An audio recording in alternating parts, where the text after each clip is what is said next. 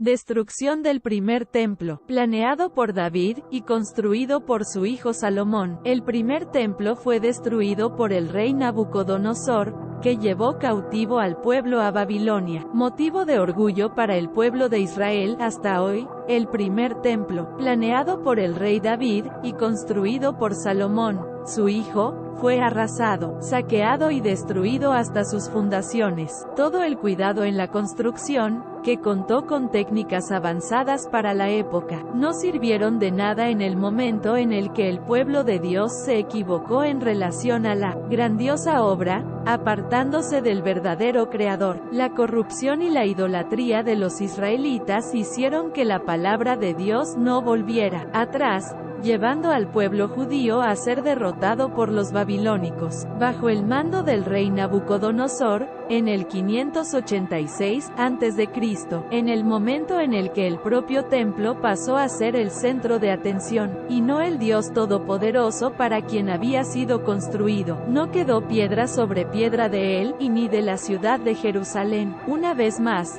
como en el pasado, los judíos eran dominados por otra nación, según el arqueólogo Rodrigo Silva, encargado del Museo de Arqueología Bíblica Paulo Borg. En aquel momento, se creó lo que él llama burocracia religiosa, spiritual, mientras que en el tabernáculo los fieles conversaban directamente con los sacerdotes. En el gran templo de Salomón las ofrendas y sacrificios pasaban por varias personas hasta llegar a las autoridades eclesiásticas. El problema fue que el pueblo pasó a idolatrar el santuario, que era apenas un símbolo, olvidándose de lo que realmente simbolizaba, explica. Estudiosos creen que esa burocracia espiritual fue responsable por la producción de tanta idolatría.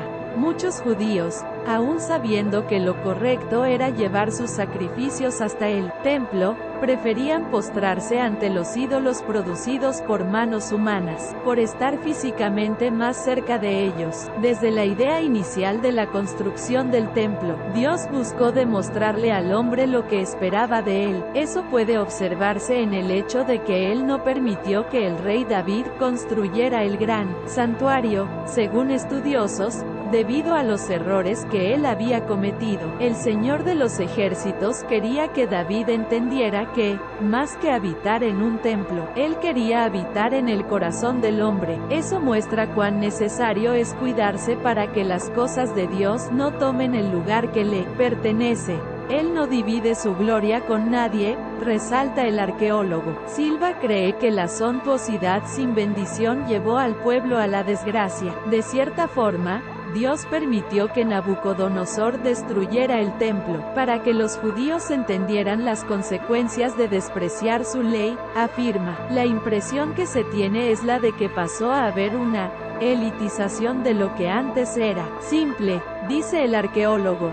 El templo era muy suntuoso, pero tenía la misma formación interna y divisiones que el tabernáculo, que nunca fue destruido, aun habiendo enfrentado a los filisteos, los amonitas, amorreos, entre otros enemigos. El arca de la alianza, elemento del templo que nunca era abierto, y que llegó a ser secuestrado del tabernáculo por algún tiempo, desapareció en el momento de la destrucción. En su interior estaban las tablas con los 10 mandamientos escritos por el propio Dios, entregados a Moisés, los judíos y el cautiverio en Babilonia. Después de la destrucción del templo, los judíos fueron llevados a Babilonia. De acuerdo con Silva, la mayoría de ellos se acomodó bien en el cautiverio. Estratégicamente, los babilónicos mezclaban la nación judía con otros pueblos, para que, de esa forma, la nación se debilitara. En el cautiverio surgieron dos tipos básicos de judíos: una mayoría,